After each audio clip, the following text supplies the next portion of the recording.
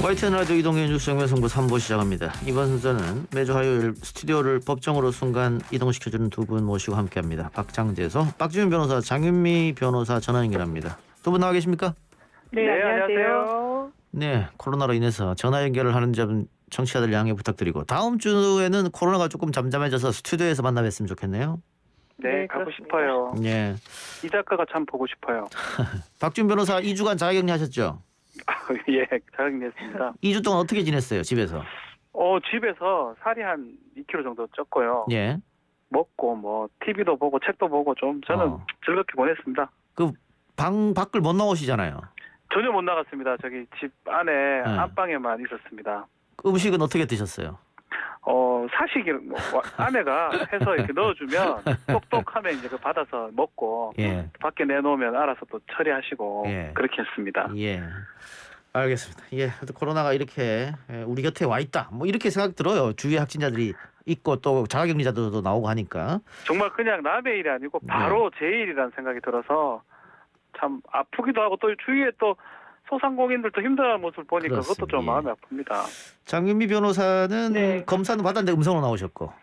예, 저도 한번 검사를 받아봤는데 음성으로 나와서 자가격리 대상자는 또 아니어가지고 다행이었네요. 일상회상은 할 수 있었습니다. 알겠습니다. 자, 오늘 이야기할 부분은 오늘 재판 결과가 나오는 건데 이 대규모 피해자를 양산했던 가습기 살균제.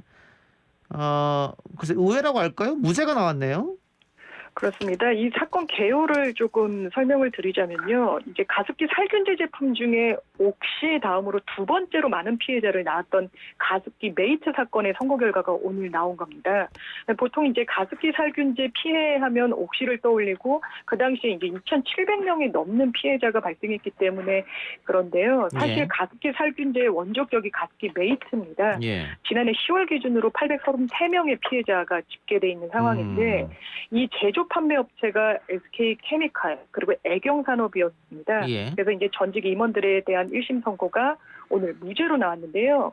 일단 공소장 내용을 살펴보면 이제 업무상 과실치사, 치상죄가 포함이 됐고요. 예. 구체적 내용은 12명이 사망하고 44명에겐 광범위한 폐손상을 입혔고 그리고 이제 43명에게는 천식을 앓게 했다. 이것이 공소장의 주요 내용이었습니다. 예, 그러니까 사망자도 나왔고 사실은 무엇 때문에 사망했는지 원인을 모르는 사람도 있기 때문에 피해자가 더 많을 거라고 예측이 가능하지 않습니까? 뭐 그 부분은 나중에 따진다고 하더라도 그런데 옥시는 유죄가 났는데 왜 SK케미칼과 애경산업은 무죄가 났을까? 다들 의아해할 것 같습니다. 그렇죠. 결정적 차이가 있습니다.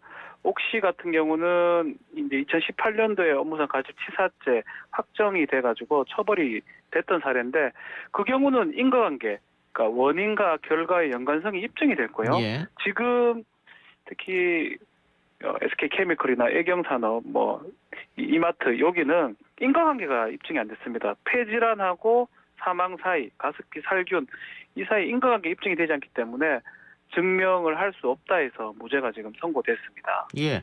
근데 가습기 살균제를 사용해서 가습기를 썼던 분들이 피해가 있었고 옥시는 그게 인정이 됐기 때문에 유죄가 나왔는데 왜 이번에는 인과성이 없다고 그렇게 결론이 난 겁니까? 이게 과학적인 부분이 좀 있는 것 같아요. 예.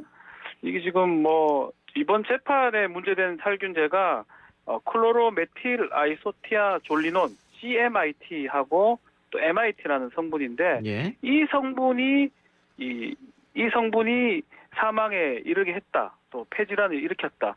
이거를 입증을 못한 것 같습니다. 이전에 그 옥시 같은 경우는 이게 입증이 돼가지고 PHMG라는 성분인데 그 성분이 명백하게 유해하다라고 입증이 됐는데 이번에는 이게 CMIT나 MIT 성분은 유해하다라는 게 이제 입증이 안 돼서 재판부도 뭐 이런 얘기를 했어요. 참 안타깝지만 뭐 유죄를 선고할 수 없다라고까지 얘기를 했습니다. 예. 그 전에 옥시에서는 뭐 그 보고서가 뭐 조작되기도 하고 뭐 그랬었는데 이번에는 어쨌든 이 유해성에 대해서 확실하게 이것 때문에 결론은 그렇게 났다라고 생각할 수 없다는 얘기죠. 재판부가 그렇게 그렇죠. 판단했다는 얘기죠. 그렇습니다. 예, 알겠습니다. 근데 그 신고한 사람들 중에서도 가습기 살균제에 의한 피해라는 것을 절반 정도밖에 인정받지 못했다. 아까 제가 잠깐 언급한 그런 부분인데요. 그러면 피해자가 직접 내가 이것 때문에 이렇게 피해를 입었다고 본인이 스스로 입증해야 되는 겁니까? 네, 그런 부분이 있습니다. 사실상 이 성분과 관련해서 박 변호사님 말씀하신 그 인과관계를 입증해야 되는 부분과 관련해서 이 옥시 같은 경우에는 폴리엑사 메틸 레구아니딘이라는 성분이 유해 성분으로 인정을 받았는데요. 이 사건 자체가 굉장히 고소고발이 있던 이후에도 진척이 못 됐고 우여곡절이 많았습니다. 왜냐하면 이 가습기, 이 SK 케미컬에서 사용했던 이 가습기 살균제 같은 경우에는 성분이 과연 폐 질환까지 이를 정도에 이르렀는지 이 부분에 대해서는 수사 단계부터 좀 입증이 어려웠던 부분이 있습니다. 그래서 증거 불충분으로 사실상 기소 중지가 됐던 건입니다. 기소 중지가 됐던 건 아무래도 증거를 좀 축적시킨 다음에 그 뒤에 이제 기소를 하겠다고 검찰도 봤던 건데 이 고소고발이 있고 한 거의 3년 정도가 지나서 환경부에서 이건 좀 유해물질로 볼 수 있다라는 보고서를 낸 뒤에야 수사가 진척이 됐는데 결국에선 법원에서는 또 입증이 제대로 안 됐다는 판단을 받게 돼서 참 안타깝습니다. 그 이게 지금 1심이죠. 아직 그러면 2심과 3심이 남았을 텐데. 예, 항소를 하겠다라고 지금 검찰은 이제 밝힌 상황인데 검토를 하겠다고 하고 있는데 예. 그래서 지금 상황이라면 참 입증이 아하. 될 수 있을지 좀 의문이고요. 예. 실제로는 뭐 인과관계 어떤 마음적으로 뭐 많은 사람들이 다치거나 죽거나 했기 때문에 마음적으로는 이거 참 심정적으로는 유죄가 된다 하더라도 증거 부분이 있어야 되기 때문에 만만치는 않은 상황인 것 같습니다. 알겠습니다. 그럼 뭐 항소를 한다니까 2심 과정도 지켜보고요.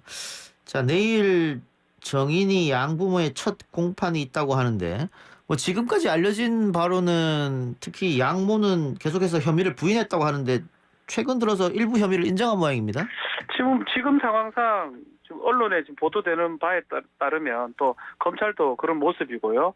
아동학대치사로 기소가 됐는데 예. 살인죄를 지금 검토를 하고 있습니다. 예. 살인죄가 만약 적용이 된다 그러면 그 형이 올라갈 게 좀 뻔하기 때문에 예. 일부 학대치사 부분을 좀 인정하는 모양새고 아마 더 큰 것을 막기 위해서 그렇게 인정하는 걸로 보입니다. 아, 살인죄로 기소될 가능성도 있으니까 아동학대치사를 인정하는 그런 모양새네요. 그렇죠. 그럼 아동학대치사와 살인죄는 어떻게 다릅니까? 형량이라든가? 일단 형량이 사형이 다릅니다. 아동학대치사는 5년 이상 무기징역이 되고요. 예. 살인죄 같은 경우 5년 이상 무기징역, 사형이 있는데 겉으로 봤을 때 비슷해 보이는데 양형 기준에서 많이 차이가 납니다. 예. 기본적으로 살인죄 같으면 동기가 보통 동기라면 10년에서 15년 정도의 양형 기준을 갖고 있는데 예. 아동학대치사는 기본적으로 4에서 6년 정도만 하도록 되어 있습니다. 예. 그러니까 아동학대치사가 인정된다 그러면 한 4, 5년 정도가 날 가능성이 높고요. 살인죄 있는 데는 10년이 넘어갈 가능성이 높습니다.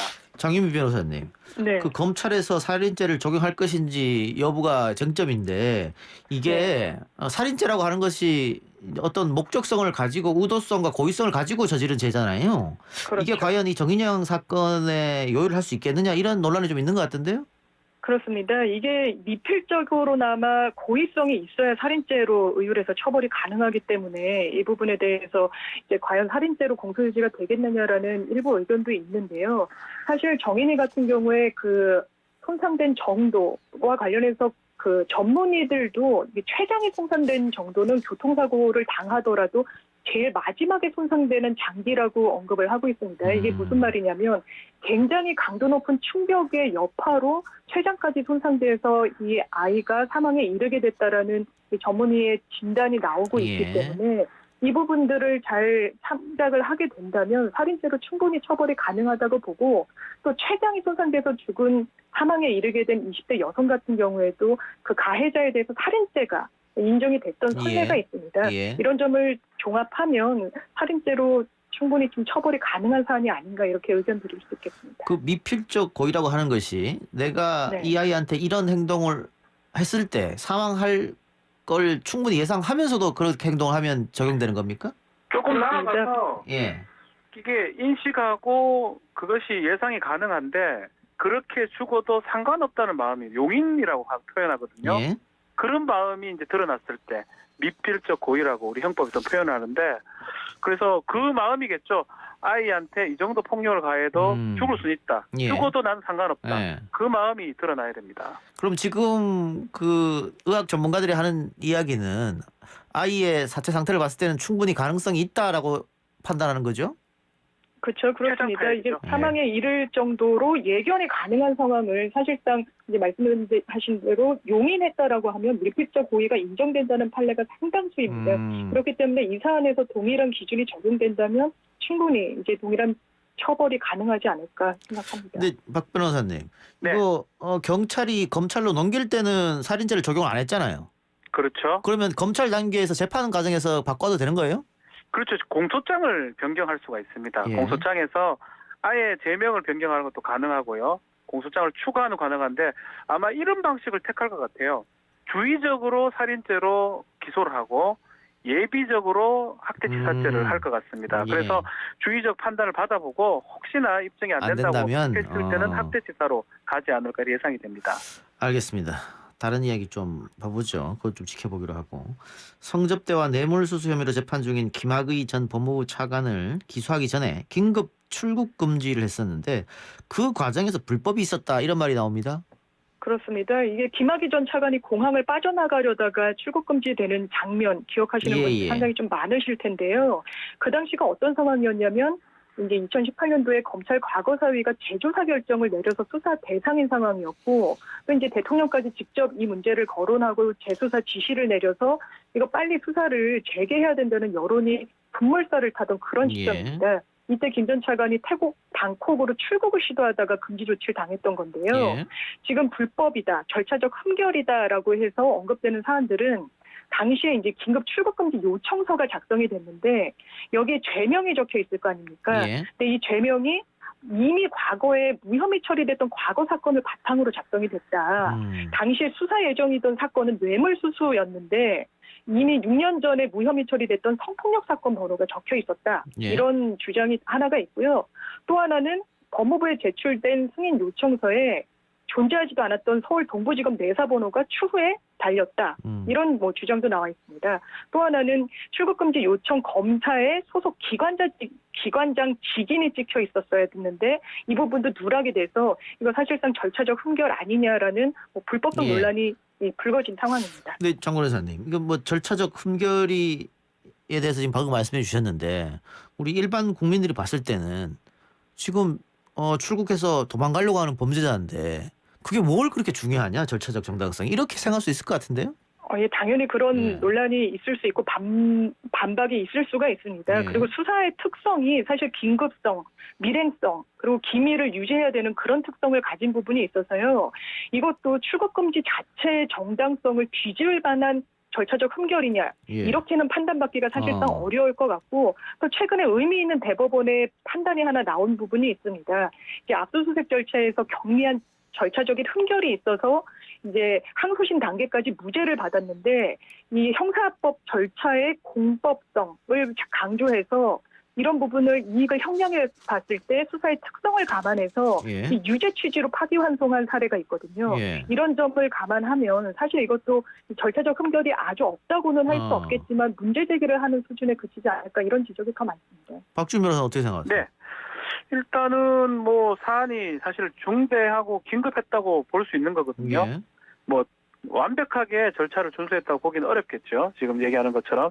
그렇지만 그 하자는 치유가 됐거나 또 이 검사 같은 경우도 뭐 직무 대기 기간이었고 이런 것들을 법무부 해명을 했기 때문에 크게 뭐 문제는 되지 않는다라고 생각이 듭니다. 근데 지금 어쨌든 불법 출금에 대해서 수사를 하겠다 이게 검찰의 생각입니까? 그렇죠. 안양지청에서 이미 들여다보고 있는 그런 상황이라고 전달되고 있습니다. 그래서 이게 만일 불법으로 드러나면 어떻게 되는 겁니까? 뭐 직권남용죄. 그 재판에 영향을 미칩니까 혹시 김학의 씨에 근데 대해서? 이제 이건 다릅니다. 대법원에 지금 뭐 뇌물죄 등등이 좀 올라가 있거든요. 예. 근데 이거는 그 다른 구금이나 출국 관련돼서 금지를 조치를 내린 거고 예. 이 재판 관련해서 취득한 증거하고는 관련이 없습니다. 예. 그렇기 때문에 이 대법원 상고심하고는 영향을 미치지 않을 것 같아요. 예. 다만 이제 그 새롭게 조사하는 부분에서 뭐 직권남용 등등의 다른 어떤 범죄 부분들은 좀 밝혀 있다면 밝혀내지 않을까 생각이 듭니다. 제가 아까 일반 국민들은 그게 뭐라고 고개를 갸우뚱할 것 같다라고 말씀드렸는데 혹시 지금 이 김학의 씨에 대해서 뭐 불법적으로 출국 금지한 거 아니냐 이 얘기가 결국은 검찰에서 또 내부적으로 갈등 때문에 일어나는 거 아니냐. 예를 들면 뭐 이성윤 서울중앙지검장을 치기 위해서 이런 거 있다. 이런 얘기도 들리던데 그건 어떻게 보세요? 그런 측면이 다소 있어 보입니다. 공익 제보자가 이 주장을 하는 부분이 있는데 예. 사실 이 문제가 왜 뒤늦게 지금 시점에 불거졌을까를 생각해 보면 어떤 뭐 의도성이 있는 거 아니냐라는 의혹의 눈길도 없지는 않은 것 같고 사실 이런 흠결이 있다면 당연히 바로잡혀야 되고 더더군다나 검찰이 들여다보고 있으면 문제점이 있으면 파헤쳐야 되겠지만 이 사안이 뭐 김학의 전 차관을 향한 수사를 뭐 어떤 정당성을 번복하거나 대법원 상고심에서 이 사건 결과가 영향을 미친다거나 이렇게 보기는 좀 어려운 사안 아닐까 생각됩니다. 그럼 당시에 만일 이게 절차적으로 문제가 있기 때문에 출국 금지하면 안 된다고 해서 그냥 김학의 씨가 외국으로 나갔다면 그러면 더 시끄러졌을 것 같은데? 그럼 더 말이 안 되죠. 예. 사실은 그게 처벌이 더 중요한 상황이었기 때문에 아니 확보하는 게 신병 확보하는 게 더 중요한 상황이기 때문에 예. 사실은 지금 진행자가 지적하는 것처럼 조금 논란 아닌 논란이 좀 되는 상황이 아닌가 또 그렇게 생각이 듭니다. 검찰 내부의 좀 갈등이라든지요. 그렇게 지금 인식이 됩니다. 그럼 법무부는 어떤 입장입니까? 여기에 대해서? 일단 법무부 입장에서는 계속 얘기했던 게 검사가 맞느냐 뭐 이런 얘기를 했었거든요. 예. 근데 그 당시에 검사 발령을 받았고 직무 기간이었기 때문에 하자가 크지 않다, 상관이 없다라는 취지고 이제 안에서는 이제 그 특히 또 한쪽에서 검찰 안산지청 안양청인가요? 거기서는 그 부분을 좀 조사하고 있는 상황인 걸로 보입니다. 알겠습니다. 뭐 재판에 영향 미치진 않겠죠, 근데 이 부분에 대해서. 네, 영향 안 미칠 것 예, 같습니다. 예, 알겠습니다. 어쨌든 대법원 상고심이 또 남아 있으니까요. 네. 하나만 더 해볼까요? 미국 트럼프 대통령의 임기가 이제 몇흘 정도 남았는데 하원에서 2차 탄핵을 하겠다. 어떤 혐의가 있기 때문에 탄핵을 한다는 겁니까? 네, 일단 제출된 내적 분량의 탄핵소추 결의안을 보면요, 이 트럼프 대통령이 시위대를 이제 조장해서 아하. 내란을 선동했다. 이 혐의가 예. 아예 적시가 됐습니다. 예. 실제로 이제 난입 전에 트럼프 대통령이 시위대 앞에서 한 연설을 보면 뭐 잠시 후에 우리 모두 의사당 건물로 향할 거다. 평화롭게 애국심을 갖고 우리 목소리를 전할 거다. 물론 뭐 평화롭게 뭐 애국심을 갖고 어떤 단서를 달기는 했지만 사실상 선동을 했다라고 보여지는 부분이 적시가 됐고요. 또 조지아주의 국무장관에게 전화를 직접 걸어서 개표 결과를 뒤집어라. 이 부분을 협박으로 보고 이것 또한 탄핵 사유가 된다고 봤습니다. 예. 앞으로 절차가 어떻게 되는 겁니까?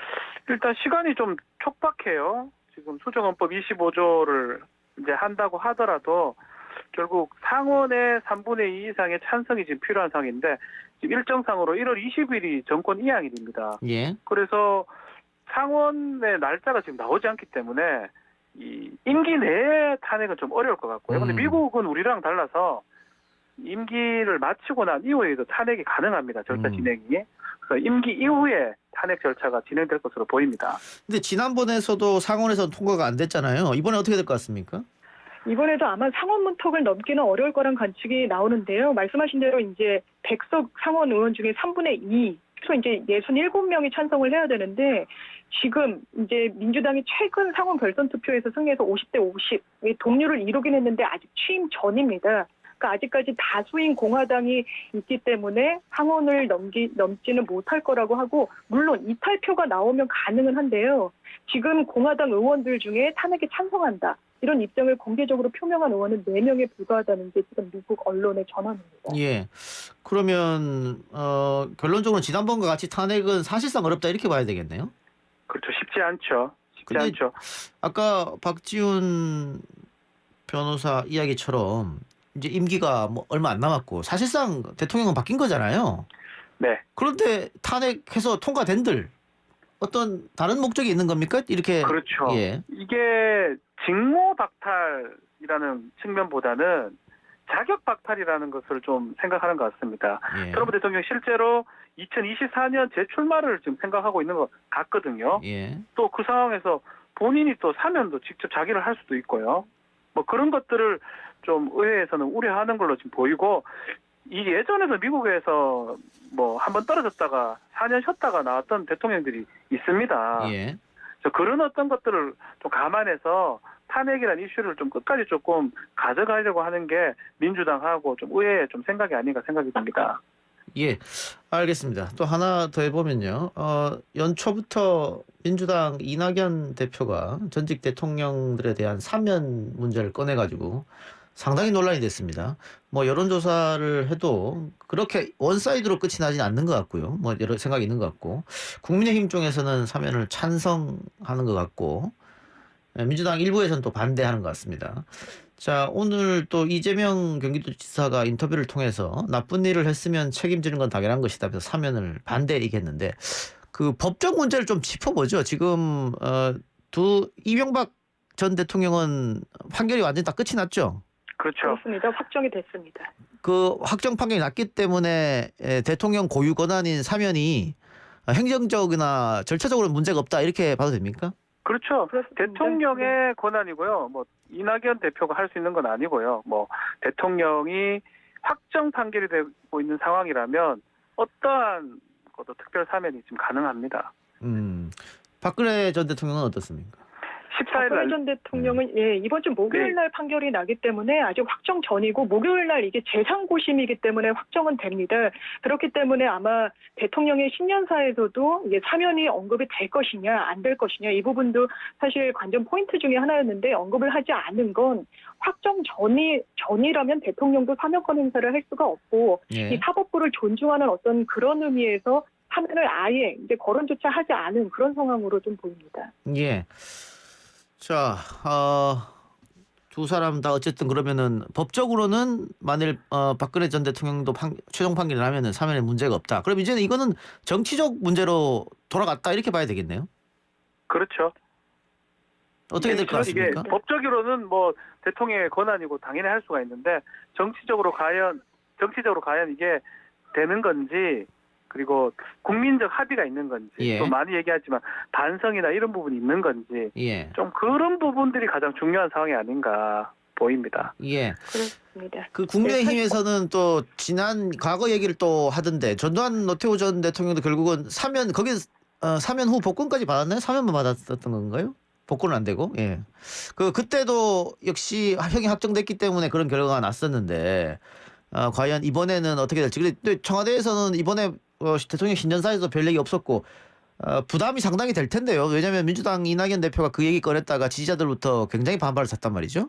그렇습니다. 또 여론 그 지표를 보더라도 사실상 통합에 기여하지 않을 거라는 여론 조사 결과가 나왔고 특정 지역을 제외하고는 다 사면에 부정적인 의견이 많았습니다. 그도 그럴 것이 사실 확정되면 법적으로 사면권 행사가 가능하다고는 해도 이명박 전 대통령 같은 경우에도 확정된 지 오랜 시간이 지나지가 않았습니다. 저희가 이제 뭐 5년 전에 뭐 촛불 민심이다, 촛불 전국이다 했던 그 부분에 대해서 예. 아직까지 해결이 되지 않은 상황에서 그냥 용서하고 법적으로 면책을 해준다는 거에 대한 국민적인 어떤 저항감이 아직까지는 상당 부분 남아있는 것 같아서 정치적으로도 이 문제를 풀어나가기에는 다소 시간이 걸리지 않을까 이렇게 예. 생각이 듭니다. 박진 변호사님. 네. 두 전직 대통령이 고령에 또 건강이 안 좋다고 하잖아요. 그래서 네. 뭐 형 집행정지 이런 얘기도 나오는데 그 부분은 어떻습니까? 그 부분은 좀 언론에 좀 잘못 보도되는 부분이 있어요. 예. 당연히 되는 것처럼 하는데 예. 만 70세가 되면 형 집행 정지를 할 수 있다라는 거예요. 이제 그 중에 사유 중에 하나지 무조건 70세 되면 형 집행 정지가 되는 게 아닙니다. 예. 그거는 몸이 건강하다면 그거 있어야죠. 그러면 건강하지 않고 문제가 됐을 때 형 집행 정지가 만일 되면 그럼 어떻게 합니까? 병원으로 이송되는 겁니까? 병원에 있든 구금 시설에 있지 않습니다. 형 집행 자체가 정지되기 때문에 사택으로 갈 수도 있는 거예요? 그렇죠. 사면하고 비슷한 효과가 있는 거죠. 그러면 다시 건강이 회복되면은 다시 감옥으로 돌아가는 겁니까? 어떻게 되는 겁니까? 그럴 가능성도 있습니다. 아하. 그렇군요. 사면과 완전히 다른 거네요. 형 집행정지는. 완전 다른 예. 겁니다. 알겠습니다. 두 분 오늘 말씀 감사하고요. 다음 주는 스튜디오에서 뵀으면 좋겠습니다. 고맙습니다. 네, 감사합니다. 감사합니다.